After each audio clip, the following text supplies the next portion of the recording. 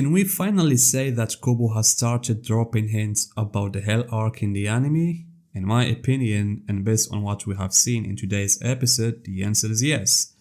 Ukitake's flashback contained an important hint about that arc, and the flashback also provided us important information about Mimihage, Ukitake, Kyorako as well as Zaraki Kinpachi. Additionally guys, there was a lot of information about the nobles and their awareness of the Great Sin. As for the appearance of Aizen Sasuke, I have something to say, but I will talk about it after discussing the most important parts of Ukitake's flashback.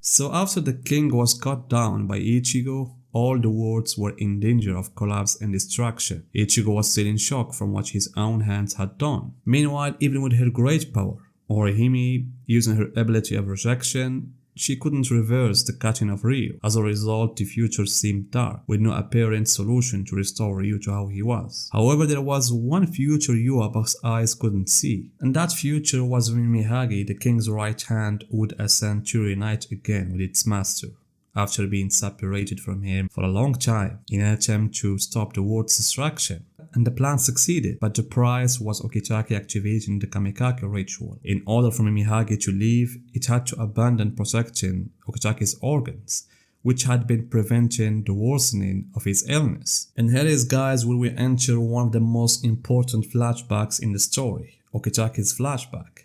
In the manga it was only a single page showing Ukitake's parents praying to Mimihage to save their child, but in the anime it was something else. First, they explained that Mimihage's shrine is in the Sakahoni region, and this was something mentioned by Ukitake in the manga, but at the time Kubo hadn't yet introduced the members of the Gote 13, the original ones, which appeared in the first part of the second season. It was shown that the first captain of Squad 13 was named Sakahoni.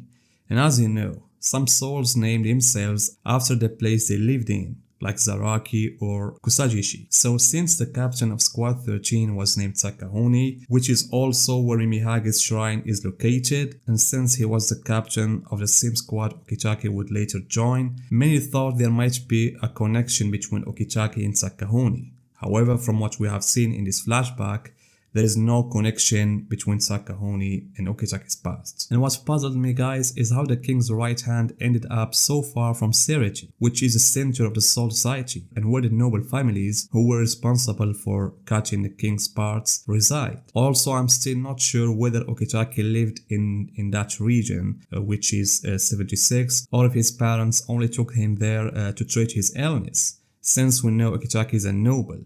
While he isn't from a high-ranking family like Kyoraku's, he's still a noble. That's why I wonder if Ukitake lived in Seri or remained in Sakahoni or something else. But in the end, as long as such important body part like the right hand is in that region, it could mean that some noble families, including Ukitake's, lived there. And another notable moment guys was Mimihage's tears. It's unclear whether these were tears of sorrow or if Mimihage cried for another reason, and one possibility that came to my mind is that since Mimihage is the king's right hand, it might carry some of his emotions or memories. Perhaps when it saw Ukitake's parents desperately trying to save their son, it remembered Ryo and how he abandoned his own son to focus on building new worlds. So those tears could have been of regret, or they might have been Mimihage's own feelings towards Ukitake. But wherever Mimihage's feelings were, it wanted to save him. And suddenly, this scene appeared after Mimihage entered Ukitake's body. We don't know if this was Ukitake's inner world or Mimihage's, but it looked similar to the place where Ryo was when he divided the internal world. Another thing guys that caught my attention was Mimihage's outfit. In the manga it wasn't very clear for me, but in the anime, Mimihage seemed like a character in its own right, separate from Ryo. And as we have seen guys, tears were what stopped Ukitake's illness from advancing. However, that wasn't enough to completely cure Ukitake. We noticed how that illness affected him so much whenever he tried to fight, even though he had been strong since childhood, whether against that boy he met or against Kura. And now guys, I want to talk about some important things related to Ukitake and Kyorako's first meeting. Now it was confirmed that Ukitake and Kyorako met at the academy, meaning they were school friends, not childhood friends. And it's also confirmed that Kyorako has been close to Yamamoto since childhood, which makes me think that Yamamoto might also be from a high-ranking noble family, explaining why young Kyorako was so close to him.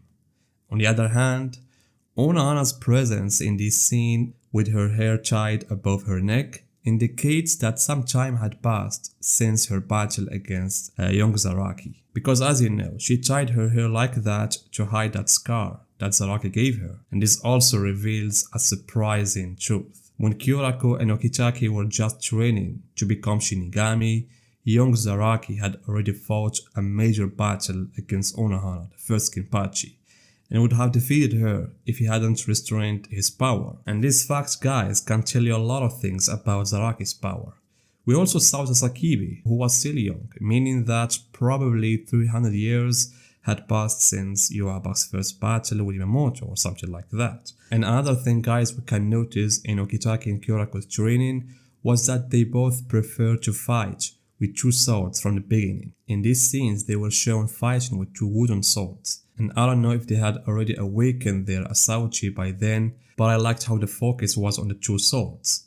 And another scene that I loved from the flashback was when Ukitake took Kyorako to Mimihage's shrine. And that conversation, guys, highlighted how noble families, especially the higher ranking ones, have important knowledge about Ryu. For example, even as a boy, Kyorako knew that Mimihage was Ryu's power that had fallen from the sky long ago, and that his left hand is the hand of progress, while his right hand is the hand of stillness. And this means that Kyorako has known the truth about what's going on for a long time. However, guys, one of the most significant scenes in this flashback was the meeting between Ukitake and Unohana after the death of Yamamoto in the first invasion. Did you know that I have always wanted to see a hint in the anime about the Hell arc, especially related to Ukitake's events, and it seems that's what happened. When Unohana came to see Ukitake, she wanted to say goodbye to him because she knew that the moment she will go to fight Zaraki, she wouldn't come out alive. And Ukitake also knew that he would eventually perform the Kamikaka ritual and release Mimihage, so he too knew that he would die in battle. And that's why he told Unohana, "I will see you again." It could only mean that he was referring to seeing her in Hell. And as we know from the Hell one-shot, Yamamoto, Unohana and Ukitake were sent to Hell after their Konsorisai. And if it's confirmed that this is what Ukitake meant by this line, then we can say that the old captains like Ukitake, Unohana and definitely Yamamoto knew that after their death they would end up in the Hell, and not necessarily as a punishment but perhaps to serve Soul Society by guarding Hell or something like that. That's why there is a good chance that this scene was a hint about the Hell arc. That's why I love the flashback, as it contained a lot of new information about Ukitake. I also liked Ukitake's conversation with Rukia, when he hinted that the leadership of that squad would fall on her shoulders. As for the other events, the most important revelation was that Yuaba's eyes couldn't see the movements of Ryu's body parts. The eyes that acted as a mirrors for Yuaba, reflecting future events, couldn't show him what's happening with Mimihage. And while Ukitake was making his sacrifice, Kyorako was also doing something unusual. He was freeing Aizen from Mugen. And honestly, guys, I wasn't very impressed with Aizen's scenes. His appearance felt cold and lacked excitement for me, especially since the animation quality in this episode wasn't that high. And personally, I didn't focus too much about it, but I wished Aizen's scenes had been lit for the next episode, with this one focusing only on Ukitake. In the end, guys, tell me what you think about that flashback, about Ukitake in general, and what he did, and Aizen Sasuke's appearance, and see you guys in my next video.